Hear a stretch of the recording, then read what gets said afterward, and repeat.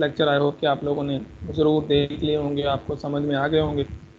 और if you have any question और any query regarding the last lectures, तो you can raise your hand, even if you can unmute yourself to discuss if you want to discuss anything. अगर सब ठीक है तो फिर हम आज के लेक्चर को स्टार्ट करेंगे।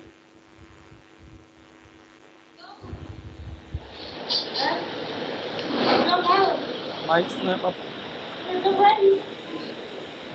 जो खाओ आया, एक मिनट आया।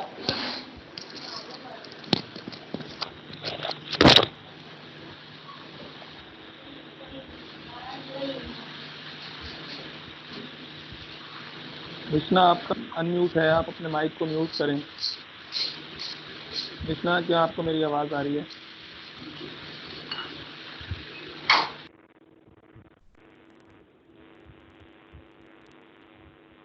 जी, तो आपको कोई क्वेश्चन नहीं पूछ रहे आप लोग, और लेट मी नो कि आपको जो स्क्रीन है वो नज़र आ गई है।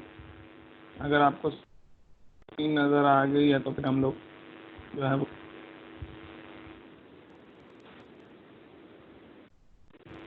स्टार्ट कर लें आज के लेक्चर को।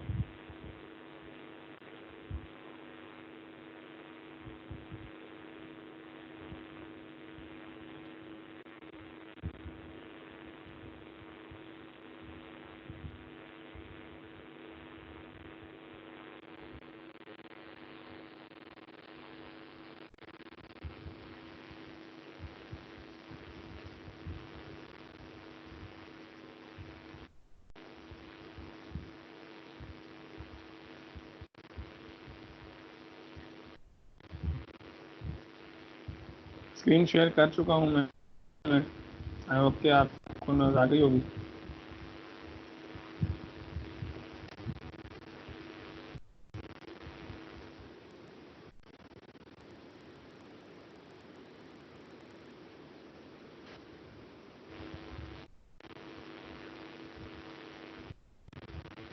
ओके, तो स्क्रीन भी आपको नज़र आ रही है और वॉइस भी आपको क्लियर है। तो हम स्टार्ट कर लेते हैं आज के लेक्चर को। तो आइए देखते हैं कि आज के लेक्चर में हम क्या डिस्कस करने वाले हैं।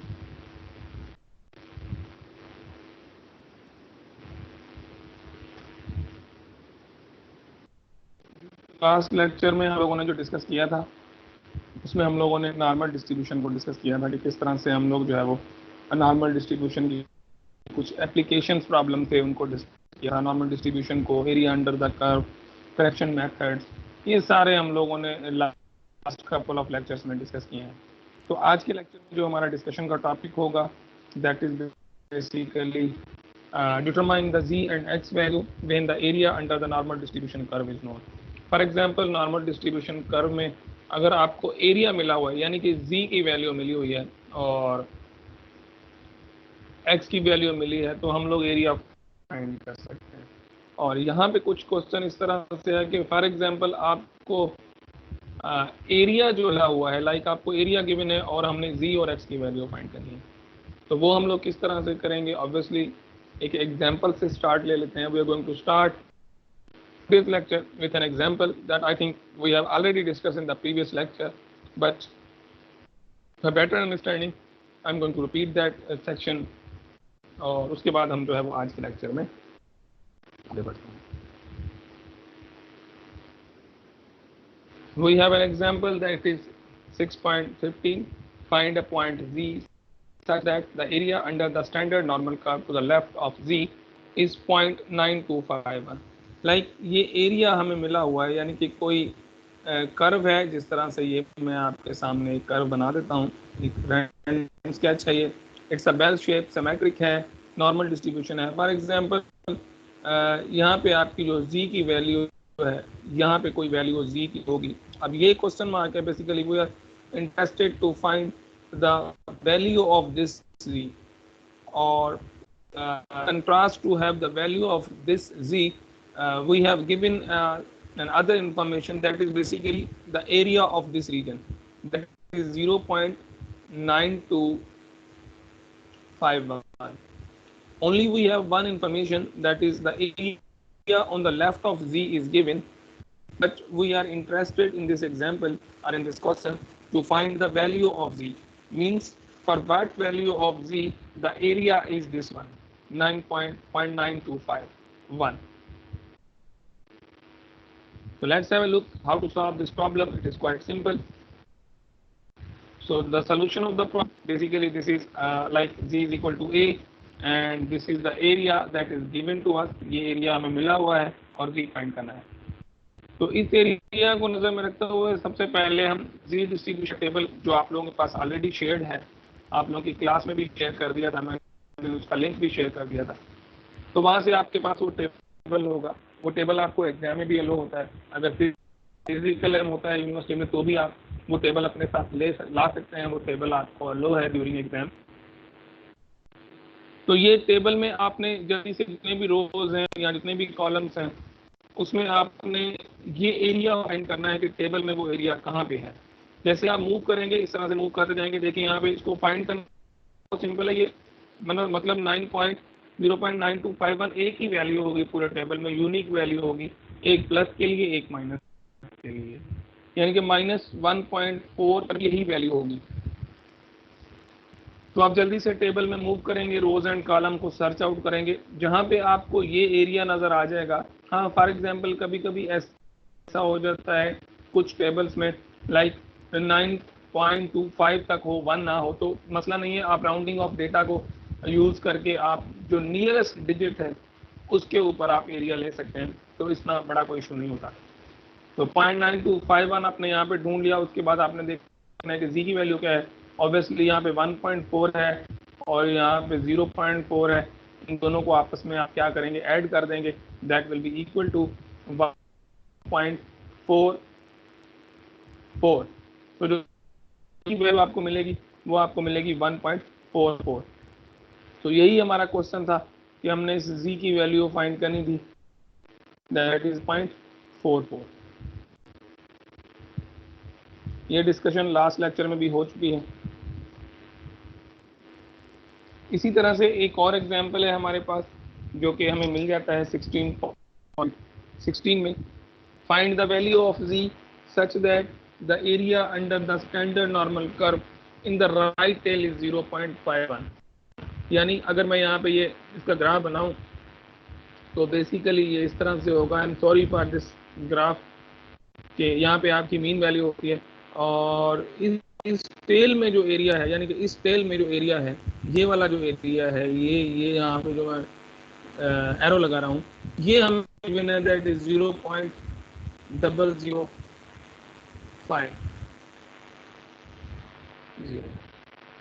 और बेसिकली हमने z की वैल्यू यहाँ पे फाइंड करनी है, यानी कि इस जगह पे जो z होगा वो क्वेश्चन मार्क है. तो यहाँ पे थोड़ा सा टेक्निकल डिस्कशन आ जाता है. टेक्निकल डिस्कशन से है कि ये जो आपका टेबल है, जो बेसिकली हमें टेबल मिला हुआ होता है, वो हमें जो एरिया देता है वो लेफ्ट ऑफ दी देता है. लेकिन फॉर्चुनेटली और अनफॉर्चुनेटली इस एग्जांपल में हमें जो एरिया मिला हुआ है वो राइट हैंड साइड पे मिला हुआ है. तो इसका मतलब है सबसे पहले हम इस एरिया को लेफ्ट पे शिफ्ट करेंगे. यानी कि अगर हमें ये वाला एरिया गिवन है, ये एरिया गिवन है, तो ये एरिया कैसे फाइंड करेंगे. पहले हम ये एरिया फाइंड कर लेते हैं, उसके बाद जी की वैल्यू फाइंड करना आसान हो जाएगा. तो ये एरिया आप इस तरह से फाइंड कर सकते हैं कि अकॉर्डिंग टू द रूल हमें पता है कि हमारे पास जो total area in this curve that is equals to 1 according to the definition of normal standard distribution, the total area is equals to 1. तो अगर आप 1 ये वाला एरिया जो है वो माइनस करेंगे दैट इज 0.005. अगर आप ये माइनस कर देंगे यहाँ से 0.005 को सबट्रैक्ट करेंगे तो you will get some value that is basically the area of this region. तो हमें वो एरिया मिल जाएगा. अगर हम यहाँ पे देखें तो एग्जैक्टली यही प्रोसीजर आप करेंगे. तो आप देखें यहाँ पे 1 में से 0.05 को माइनस करेंगे तो ये एरिया आपको मिल जाएगा. अब नेक्स्ट स्टेप होगा, अब z की वैल्यू फाइंड करना. एरिया हमने ढूंढ लिया. अब हम टेबल में मूव करेंगे और टेबल में सर्च आउट करेंगे कि कहाँ पर ये वैल्यू जो है वो लाई कर रही है, जो कि हमारी है 0.9950. तो अब हम टेबल में हमारे पास 0.9950 की वैल्यू जो है वो अवेलेबल नहीं है. हम इसकी नियरेस्ट वैल्यू है जो इसके बिल्कुल करीब होगी, यानी कि जिस तरह से आप ये वैल्यू ले सकते हैं, ये वैल्यू नहीं है। In the body of the normal distribution table 7 does not contain this, तो find the value of closest to the 995। तो इसके क्लोजेस्ट कोई वैल्यू जो है वो ढूंढ लेते हैं। लाइक आपको 0.9949 मिल जाएगा टेबल में और 0.9951 भी मिल जाएगा। तो आप इन दोनों की वैल्यूज में से कोई एक वैल्यू यूज कर सकते हैं, आपको जी की वैल्यू मिल जाएगी। और या फिर आप ऐसा भी कर सकते हैं कि इन दोनों को ऐड करके मीन कर लें, इन दोनों की जो मीन वैल्यू होगी उसको भी आप जी कह सकते हैं। तो इस तरह से हम लोग जो है वो जी फाइंड करते हैं। ये लास्ट लेक्चर में भी अपलोड कर चुका हूँ और आज भी मैंने रिपीट कर दिया है, होप कि आपको क्लियर हो गया होगा। और एक और क्वेश्चन मिल जाता है 6.17 में। अब ये जो क्वेश्चन है आप इसको खुद ट्राई कीजिएगा, 0.05 सेम क्वेश्चन के लॉजिक में ये होगा। जी सर स्क्रीन शो नहीं हो रही है। बेटा मेरी तरफ से तो शो है, मेरी दोनों डिवाइसेस पे शो हो रही है, मोबाइल पे भी शो हो रही है और लैपटॉप पे। सर हमारे पास नहीं हो रही चले शो। मैं फिर भी दोबारा से इसको, जी सर चले मैं दोबारा इसको आप रिज्वाइन कर लें, साइन आउट होके रिज्वाइन कर लें। मैं फिर भी ट्राई कर दोबारा, मैं भी दोबारा कर देता हूँ, पॉसिबल है कोई एरर आ गया होगा, लेकिन प्रॉबेबली ये शो हो रही है। जी तो मैंने दोबारा से आपके लिए शो कर दिया है, होप कि अब आपको शो हो गई होगी। सर नहीं हो रही, फिर भी सर रिज्वाइन तो दोबारा कर रहे हो हैं। जाएगी, सर नहीं हो रही। हो जाएगी, आप रिज्वाइन कर लें। मैंने कर दिया, थैंक यू। दोबारा शो, बस बंद कर लें अपना माइक। जी। Finding an x value of a normal distribution. अब हम लोग एक्स की वैल्यू फाइंड करेंगे, यानी कि हम जी की वैल्यू फाइंड कर सकते हैं। अब हम एक्स की अगर वैल्यू फाइंड करना चाहें तो किस तरह से हम लोग जो है एक्स की वैल्यू जो है वो फाइंड कर सकते हैं। तो हमारे पास फार्मूला होता है z इज इक्वल टू, जो फार्मूला था हम लोगों ने लास्ट लेक्चर्स में डिस्कस किया है ये फार्मूला। तो उस फार्मूला सर से सेम हमारे प्रॉब्लम पास अभी। सिंप्लीफाई कर, तो रिकॉर्डेड लेक्चर आपको भेज दूंगा, आप रिकॉर्डेड लेक्चर देख लीजिएगा अपने सामने। जो है वो आप ऐसा करें कि स्लाइडें जो है वो खोल लें, स्लाइड नंबर मैं आपको बता देता हूँ, आप वहाँ से वॉइस क्लियर है तो वॉइस सुनते जाएं और स्लाइड आप खुद चेंज करते जाएं। और बाकी अगर प्रॉब्लम होगी तो अगर ये रिकॉर्डेड लेक्चर आपको लिए अवेलेबल होगा तो आप वहाँ से सुन लीजिए। तो इस फार्मूला को हम लोग जो है वो मॉडिफाई कर सकते हैं। मॉडिफाई किस तरह से करेंगे, यानी कि ये वही फार्मूला है z इज इक्वल टू, उसको मैंने यहाँ पे सिंप्लीफाई करके x के लिए सॉल्व किया है। तो आप z इज इक्वल टू इस तरह से कर सकते हैं x माइनस म्यू, इस फार्मूला को अगर आप लिखें तो बेसिकली ये फार्मूला इस फार्मूला से ड्राइव हुआ है, जो कि हम लास्ट चैप्टर में डिस्कस कर चुके हैं अपॉन स्टैंडर्ड डेविएशन। ये फार्मूला आपको अच्छे से याद होगा, जब हमने z की वैल्यू फाइंड की थी इन टर्म्स ऑफ x आपको गिवन हो और मीन गिवन हो, तो हम जो है वो z को फाइंड कर सकते हैं। अब हमने इस फार्मूला को मॉडिफाई करके इस शेप में लिखा है। अब इसमें जो है वो हम लोग जो है वो x को किस तरह से फाइंड करेंगे वो देखिए। इसमें x जो है वो बड़ी आसानी से सर किसी के पास भी फाइंड शो कर नहीं हो सकते रही हैं। है, आप जो है चैट देखें।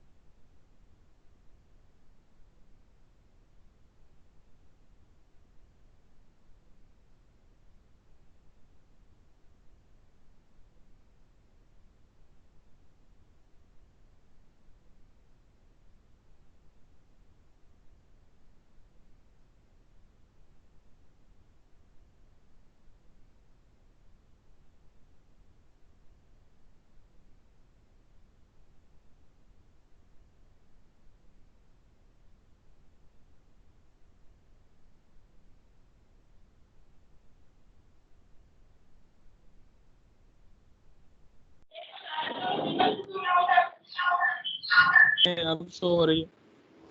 अब तो मैंने रीज्वाइन कर दिया है मीटिंग को, आप चेक कर लें। सर नहीं शो हो रही। नहीं शुरू हो रही सर। सर अब सही है, अब सही है। थोड़ा नहीं हो रही बिल्कुल। जी सर, शो हो रही है। चले, अब शो हो गई है, ठीक है। कोई सर हो गई। ओके, तो चलें। तो अब हम बेसिकली क्या कर रहे हैं, लास्ट में हमने z को फाइंड किया, अब हम x को फाइंड करेंगे। जो फार्मूला आपकी स्क्रीन पे शो हो रहा है, जो स्क्रीन आपको शो हो रही है, बेसिकली ये जो ऊपर वाला फार्मूला है, ये इसी में से हम लोगों ने ड्राइव किया है। यानी कि आपको इसमें सिर्फ डेटा के साथ जो है वो प्ले करना है, किस तरह से चीज़ों के साथ प्ले करना है। सिर्फ एक ही फार्मूला है, उसके साथ हम प्ले कर रहे हैं कि किस तरह से जो है हम चीज़ों को मॉडिफाई कर सकें डिफरेंट वेज के साथ।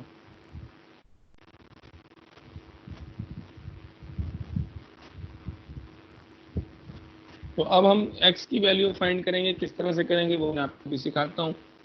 फॉर एग्जाम्पल हमारे पास एक एग्जाम्पल है, that is 6.18. It is known that the life of a calculator manufactured by a calculator corporation has a normal distribution with a mean of 54 months. आपको mean मिली है, और मजे की बात यह है कि इसमें आपको बता दिया है कि this is normal distribution and a standard deviation of 8 months. Standard deviation भी आपको गिवन है। What should the warranty period be to replace a malfunctioning calculator? If the company does not want to replace more than 1% of all the calculators, यानी कि एक calculator है, उसकी जो average है नॉर्मल डिस्ट्रीब्यूशन में, अगर उनको प्रॉपर्टीज फाइंड करते हैं तो उसकी जो मीन आती है वो 4 है, और स्टैंडर्ड डेविएशन जो है वो 8 मंथ है। लेकिन जो कंपनी चाह रही है, वो चाह रही है कि वो 8% से ज्यादा कैलकुलेटर्स को रिप्लेस ना करे, तो उसकी क्या प्रोबेबिलिटी होगी, यानी कि what value of x this holds. तो 1% का मतलब है x इज इक्वल टू 1%। तो अब हम क्या करेंगे, अब सिंपली हम लोग जो है find the z value from normal distribution 1%, यानी कि 0.01 पे हम लोग z वैल्यू फाइंड कर लेंगे।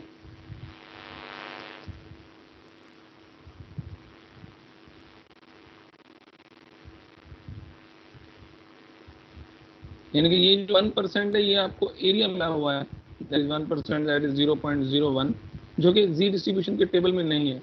तो आप क्या करेंगे, इसकी क्लोजेस्ट वैल्यू जो है, like the value of closest to 1.00 in the table is 0.99। तो 0099 जो है 0.0099, it's really close to the value of 0.100। So हम लोगों ने एज्यूम कर लिया, चले अगर ये वैल्यू टेबल में नहीं है तो हम इस वैल्यू से जो z की वैल्यू है वो -2.33 है। अब हमारे पास सारी वैल्यू है, हमें x फाइंड करना है।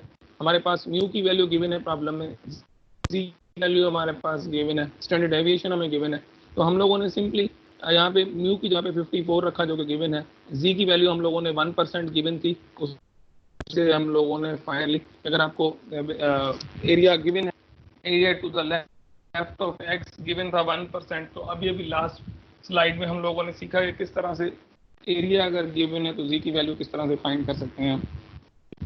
तो हमने वहां से ये फाइंड कर लिया। उसके बाद आपने सिर्फ इसको जो है वो फार्मूला रखना है, और जब आप इस फार्मूला में रखेंगे तो आप बड़ी आसानी से इसकी वैल्यू जो है वो फाइंड कर लेंगे। तो x की वैल्यू आएगी 30.56।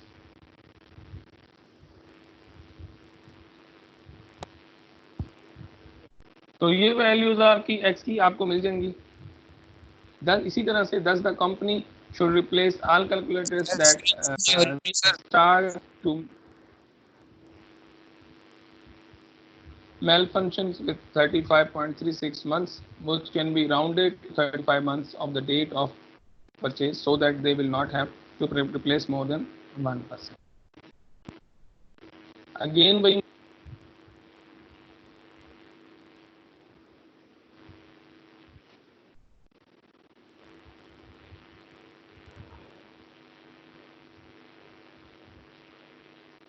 स्क्रीन नहीं शो हो रही आप लोगों को।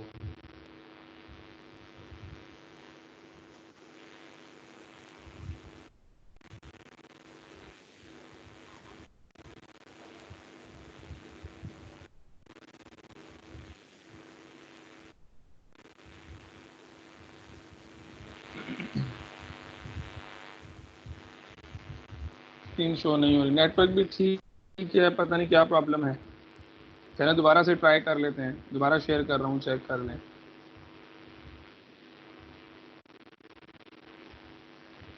अब देख लें अब शो हो रही है या नहीं, मैंने दोबारा शेयर कर दिया। सर नहीं हो रही शो। वेट कर लेना बेटा थोड़ा।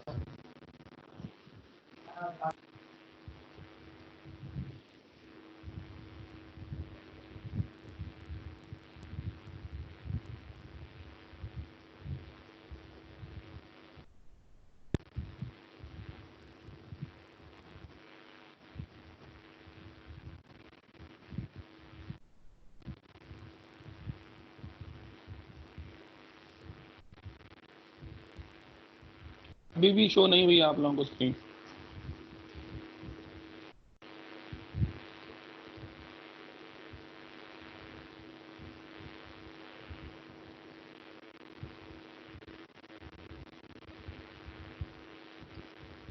तो शायद कोई इशू है इसमें, टेक्निकल इशू हो गया है तो स्क्रीन शो नहीं हो रही।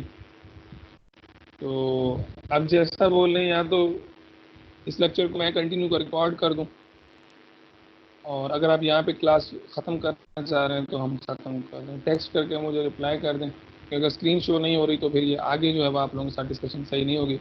और अगर आप चाह रहे हैं कि मैं इसको रिकॉर्ड करके लेक्चर कंप्लीट कर दूं तो आप भले वो लीव कर सकते हैं। मैं अटेंडेंस आप लोगों के डाउनलोड कर लेता हूँ, बाकी मैं इस लेक्चर को कंटिन्यू करके और आप लोगों के लिए रिकॉर्ड करके अपलोड कर सकता हूँ। जैसा आपको बेहतर लगे, let me know. Yes sir, yes.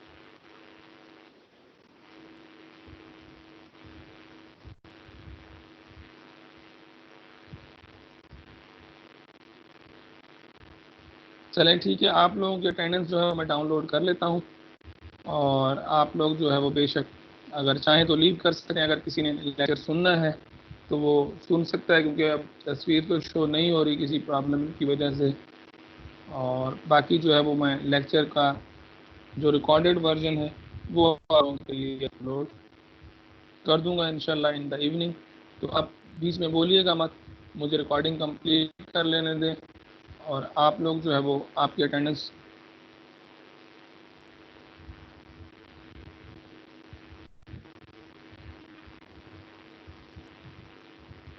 ठीक हो गया सर।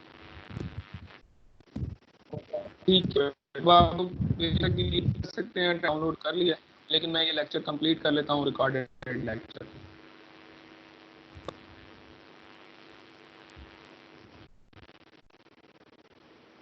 तो एक और एग्जांपल है हमारे पास 6.19 में हमें मिल जाता है, और इसमें हम लोगों को वैल्यू जो है वो फाइंड करनी है। इसमें भी हम लोगों को 10% एरिया मिला है, मीन मिली हुई है, यानी कि जो भी इंफॉर्मेशन रिक्वायर्ड है वो सारी इस प्रॉब्लम में गिवन है, और हम लोगों ने सिर्फ उस डेटा के साथ इसमें भी टेक करना है। लाइक जिस तरह से हमने 6.18 वाले एग्जाम्पल में किया, वहाँ पे 1% एरिया था, यहाँ पे सिर्फ 10% एरिया है। बाकी जो सारा इंफॉर्मेशन है, डेटा है, वो आपको इस एग्जाम्पल में मिल जाता है, और आप इसको सेम सॉर्ट आउट करके बिल्कुल सेम वे के साथ उसी तरह से वहाँ से हमने 1.0 में से हम लोगों ने जो है माइनस करेंगे, और माइनस करने के बाद जो है वो जो रिजल्ट आएगा वो आपका जी की वैल्यू होगी, और उसको हम लोग जो है वो सिंपलीफाई करके रख सकते हैं। इस तरह से आप एक्स की वैल्यू फाइंड करना आपने सीखी, जी की वैल्यू आपने फाइंड करना सीखी। अब डिस्कस करेंगे तो normal approximation to binomial approximation. अगर आपके पास बायनॉमियल डिस्ट्रीब्यूशन है, you are working in a binomial distribution for example, तो अगर आपने उसको नॉर्मल अप्रोक्सीमेशन पे जाना है तो आप किस तरह से उसको जो है वो नॉर्मल अप्रोक्सीमेशन में लेकर जा सकते हैं। यानी कि you are going to transfer from a binomial distribution to normal approximation. तो सबसे पहले the binomial distribution is applied to discrete variable, or each interpretation called trial binomial experiment results in one of two possible outcomes, either a success or failure. Obviously ये हम लोगों ने binomial distribution में ये चीज़ें डिस्कस की थी। Number 3 पे आपको मिल जाता है the probabilities of the two possible outcomes remains the same each repetition of the experiment the trials are independent. तो ये सारी प्रॉपर्टीज हैं आपकी बायनोमियल एक्सपेरिमेंट्स की या बायनोमियल डिस्ट्रीब्यूशंस की। और जो बायनोमियल अप्रोक्सीमेशन का जो फार्मूला होता है, जो हम लोग इससे पहले चैप्टर में भी अच्छी तरह से डिस्कस कर चुके हैं, बहुत सारे प्रॉब्लम्स इस पे हम लोग कर चुके हैं, वो आपको मिल जाता है जी of x where x is a discrete random variable n combination x p raised to power x q raised to power n minus x आपको मिल जाता है। और यहाँ पे p जो होता है वो प्रोबेबिलिटी होती है किसी भी इवेंट के होने की, q जो है वो ना होने की प्रोबेबिलिटी है आपकी। और अगर किसी भी इवेंट में, नॉर्मल डिस्ट्रीब्यूशन से मुराद है कि अगर किसी एक्सपेरिमेंट में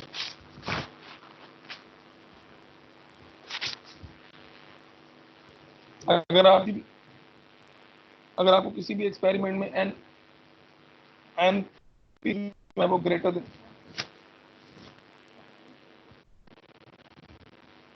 NP जो है वो ग्रेटर देन 5 मिल जाता है, तो और NQ जो है वो भी आपको 5 मिल जाता है, यानी कि आप N और P को मल्टीप्लाई करें तो रिजल्ट ग्रेटर देन 5 आ जाए, और NQ को मल्टीप्लाई करें तो रिजल्ट अगर ग्रेटर देन 5 आपके आ जाते हैं। तो ऑब्वियसली आप नॉर्मल अप्रोक्सीमेशन को, बायनॉर्मल डिस्ट्रीब्यूशन को आप अप्रोक्सीमेट कर सकते हैं इसमें, अगर आपको N और P गिवन है। तो एक एग्जांपल से स्टार्ट कर लेते हैं। फॉर एग्जांपल, अगर आपको बायनोमियल प्रोबेबिलिटी डिस्ट्रीब्यूशन में n इज इक्वल टू 12 मिला हो और प्रोबेबिलिटी 0.5 हो, तो हमने ये भी किया था कि आपके पास जब इस तरह की सिनारियोज आते हैं, इस तरह की सेटिंग जब आपके पास आती है, तो आप क्या करते हैं कि आपका जो डिस्ट्रीब्यूशन होता है वो सिमेट्रिक हो जाता है, यानी कि बीम के दोनों साइड पे आपके जो डिस्ट्रीब्यूशन है वो सिमेट्रिक बन जाता है। जब किसी भी बायनोमियल प्रोबेबिलिटी डिस्ट्रीब्यूशन की अगर प्रोबेबिलिटी 0.5 है तो वो सिमेट्रिक है, ये आप हमेशा याद रखिए। अगर मैं इस जो गिवन, ये जस्ट एक एग्जांपल है कि अगर हमें प्रोबेबिलिटी 0.5 पे हमने कोई रैंडम वेरिएबल की प्रोबेबिलिटी निकाली है, और अगर आप इसका मीन निकालेंगे, और सॉरी नॉट मीन, अगर आप ग्राफ बनाएंगे यानी कि इसका हिस्टोग्राम बनाएंगे, तो ऑब्वियसली आप बार चार्ट बनेगा, इसका हिस्टोग्राम तो नहीं बनेगा। तो जब आप इसका बार चार्ट बनाएंगे तो ऑब्वियसली आप देखेंगे कि ये जो डिस्ट्रीब्यूशन है वो सिमेट्रिक है। इसका मतलब ये हो गया कि पॉइंट टू बी नोटेड यहाँ पे ये है कि अगर आप बायनोमियल में आपके पास जो प्रोबेबिलिटी है वो 0.5 है, और NP जो है वो ग्रेटर देन 5 है, और NQ ग्रेटर देन 5 है, तो ये अंडरस्टूड है कि आपके पास जो डिस्ट्रीब्यूशन बनेगी वो सिमेट्रिक डिस्ट्रीब्यूशन होगी। तो अकॉर्डिंग टू एन एस्टीमेट, अब एक एग्जांपल है, according to an estimate 50% of the people in the United States have at least one credit card, यानी कि टोटल जो यूनाइटेड स्टेट में जो 50% लोग हैं उनके पास कम से कम एक क्रेडिट कार्ड है, या मतलब एक से ज्यादा भी हो सकता है। If a random sample of 30% is selected, अगर 3% का रैंडम सैंपल सेलेक्ट किया जाए, what is the probability that 19 of them will have at least one credit card? क्या प्रोबेबिलिटी होगी कि उनमें से 19 के पास एक कार्ड होगा? अब ये क्वेश्चन आप बायनोमियल पे भी कर सकते हैं। ये क्वेश्चन आप सिंपल अगर थ्योरिटिकल चैप्टर नंबर 3 के कॉन्सेप्ट से भी कर सकते हैं अगर आप करना चाहें, लेकिन यहाँ पे जो सैंपल सेलेक्ट किया गया है, टोटल 50% में से 30% का सैंपल है, और 19 यानी कि आपको जो इवेंट बनेंगे वो बहुत डिफरेंट इवेंट्स आपको बनाने पड़ेंगे, बहुत सारे ट्री डायग्राम जो है वो काफ़ी लेंथी हो जाएगा इसका। तो अब हम इसको, बेहतर है कि चैप्टर नंबर 3 के कॉन्सेप्ट से करें, बेहतर ये है कि हम लोग इसको जो है वो बायनोमियल एक्सपेरिमेंट से करके देखते हैं। For example n is equal to आपको 30 मिला है, p इज इक्वल टू 50 यहाँ पे गिवन है, q की प्रोबेबिलिटी आप 1 माइनस p करेंगे तो आपको मिल जाएगी, और x हमने 19 को फाइंड करना है तो x इसलिए 19 है, और n टोटल 30 है, 13 में से 19 गए 11 बचेंगे। तो आप जब सिंपली फार्मूला में पुट करेंगे प्रोबेबिलिटी ऑफ 19 एग्जैक्ट, तो आपको ये वाली प्रोबेबिलिटी जो है वो मिल जाएगी, दैट इज 0.59।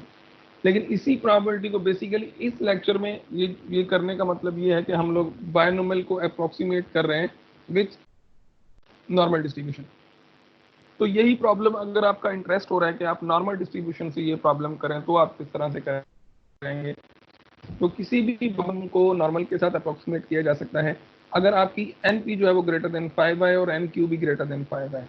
तो इस प्रॉब्लम n जो है, where n is the number of sample points, तो 30 है, प्रोबेबिलिटी आपको 0.5 आपने मल्टीप्लाई किया 15 ग्रेटर देन 5 बाई NQ भी आपने किया तो वो ग्रेटर देन 5 है। तो ऑब्वियसली हम यहाँ पे नॉर्मल अप्रोक्सीमेट कर सकते हैं। उसके लिए फिर नॉर्मल अप्रोक्सीमेशन के लिए हमको क्या चाहिए होता है कि यानी कि नॉर्मल अप्रोक्सीमेशन यानी कि z is equal to x minus x mean, ये वाला फार्मूला है उसका, जिसमें आपको मिल जाता है एक्स माइनस म्यू अपान सिग्मा। तो अब ये वाला फार्मूला अप्लाई करने के लिए हमें एक तो एक्स चाहिए जो कि हमारे पास शायद है, और दूसरा हमें मीन चाहिए। मीन आपको पता है कि बाइनोमियल डिस्ट्रीब्यूशन की जो मीन होती है वो एनपी होती है, और स्टैंडर्ड डेविएशन जो होती है वो एन पी क्यू का स्क्वायर रूट होता है। तो मीन फाइंड करने के लिए आप एन और पी को मल्टीप्लाई करेंगे तो आपको मीन की वैल्यू मिल जाएगी। स्टैंडर्ड डेविएशन का फार्मूला होता है एन पी क्यू, और एन पी क्यू आपके पास तीनों यहाँ पे हैं, इनको मल्टीप्लाई करके आप दोनों वैल्यू यहाँ से ले सकते हैं। लेकिन स्टेप 2 में हम डायरेक्टली इसको वैल्यूएट नहीं करेंगे, इसकी जो x की वैल्यू है वो हमारे पास नहीं है। यानी कि लास्ट में अगर आप देखें मैनुअल में तो हमने x की जगह पे रखा है आप पास 19 और n जो है वो 30 रखा है। तो यहाँ पर हम लोग क्या करेंगे, एक मेथड अप्लाई करेंगे जिसको हम कहें correction for continuity. Correction for continuity में हम क्या करते हैं, the addition of 0.5 and the subtraction of 0.5 from the value of x की वैल्यू में से हम लोग 0.5 को ऐड करेंगे, 0.5 को सब्ट्रैक्ट करेंगे। बेसिकली ऐसा क्यों कर रहे हैं कि जो हमारे पास नॉर्मल डिस्ट्रीब्यूशन की अप्रोक्सीमेशन है वो कंटिन्यूअस होती है और जो बायनोमियल की है वो डिस्क्रीट है। तो इसलिए हमको अगर एग्जैक्ट किसी नंबर पे चाहिए तो हम 0.5 राइट साइड पे ले रहे हैं, 0.5 को ऐड लेफ्ट साइड पे लेके बेसिकली एरिया उस जो अंदर वाली पॉइंट होगी इन दोनों पॉइंट्स के उसका फाइंड कर रहे हैं। लाइक अब हमारे पास वहाँ पे x इज इक्वल टू 19 था, अगर हमने 19 को अप्रोक्सीमेट करना है बायनोमियल में नॉर्मल डिस्ट्रीब्यूशन में तो हम लोगों को एग्जैक्टली 19 का एरिया फाइंड नहीं करेंगे, हम लोग क्या करेंगे 18.5 एरिया फाइंड करेंगे और बिटवीन 19.5 इन दोनों के बिटवीन अगर हम एरिया फाइंड करेंगे तो वो 19 होगा। तो चलिए अप्लाई करते हैं फार्मूला। सबसे पहले हम लोग करेक्शन मेथड हम लोगों ने स्टेप 2 में अप्लाई किया, 19 में से 0.5 माइनस करेंगे तो आपको x की वैल्यू मिलेगी 18.5। 18.5 में से मीन की वैल्यू माइनस करके स्टैंडर्ड डेविएशन डिवाइड करेंगे तो आपको z की एक वैल्यू मिल जाएगी।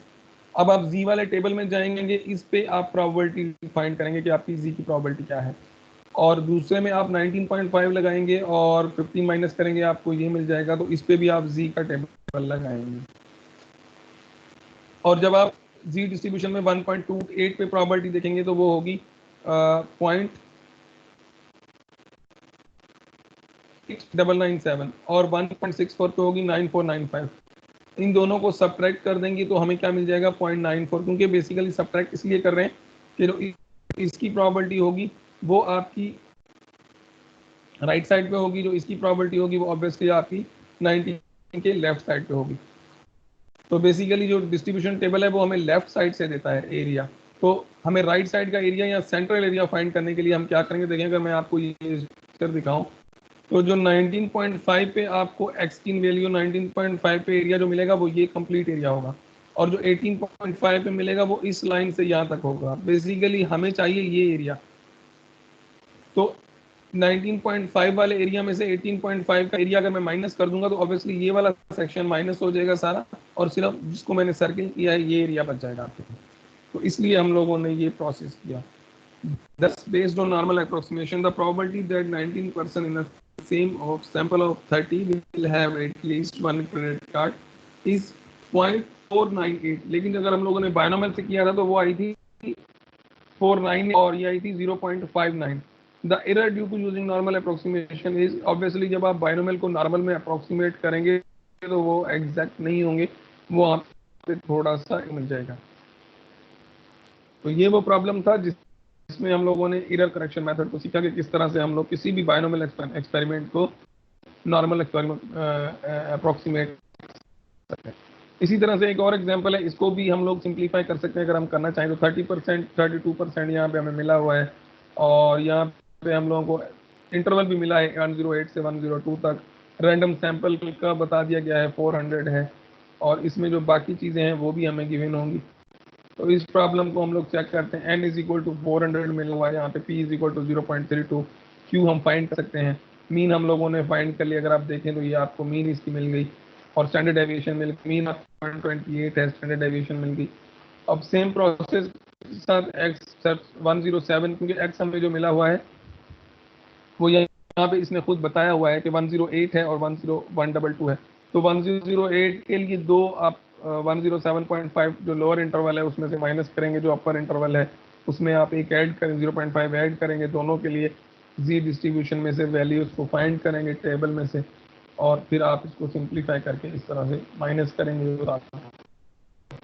तो ये बिल्कुल सेम प्रोसीजर है इसको आप बिल्कुल उस लास्ट प्रॉब्लम के साथ बिल्कुल पैरेलल जो है आप कंप्यूट कर सकते हैं ट्राई कीजिएगा जरूर इसको 6.22 में भी आपको इसी पे एग्जांपल मिल जाता है आप इसको भी कोशिश कीजिएगा सॉल्व करने की और इस चैप्टर में बस इतना ही था और चैप्टर नंबर 6 हम लोगों ने कंप्लीट कर लिया और अगर आप लोग normal and inverse probability distribution करना चाह रहे हैं तो मिनीटेब एक सॉफ्टवेयर आता है आप उसको यूज़ कर सकते हैं उसकी कमांड्स यहाँ पे अवेलेबल हैं अगर आप चाहें तो आप ये अप्लाई कर सकते हैं ये देखें मिनीटेब का पूरा सेटअप यहाँ पे लिखा हुआ है इवन अगर आप एक्सेल में भी ये चीज़ करना चाह रहे हैं तो आप एक्सेल में भी ये चीज़ कर सकते हैं तो I think it's enough for the day आज के लिए इतना काफ़ी है क्योंकि आज के लेक्चर में जो शायद किसी टेक्निकल वजह से जो है वो स्क्रीन सही तरह से शो नहीं हो रही थी या आप लोगों को नज़र नहीं आ रही थी अगर आप में से कोई स्टूडेंट अब तो शायद स्क्रीन भी शो हो रही है हर चीज़ और अगर आप लोग क्लास में हैं आप लोगों में से कोई क्लास में है अटेंड कर रहे हैं और कोई क्वेश्चन पूछना चाह रहे हैं ड्यूरिंग दिस लेक्चर तो you may raise your hand and you can ask question कि आपको अगर कोई चीज़ इस लेक्चर में समझ में नहीं आई मुझे near about we have 21 attendees our class अगर आप कुछ पूछना चाह रहे हैं तो आप रेज हैंड कर सकते हैं अनम्यूट करके आप डिस्कस कर सकते हैं क्योंकि लास्ट जितनी भी स्लाइड्स हैं वो सारी यहाँ पे शो हो रही थी अगर आप कुछ पूछना चाह रहे हैं तो you are free to discuss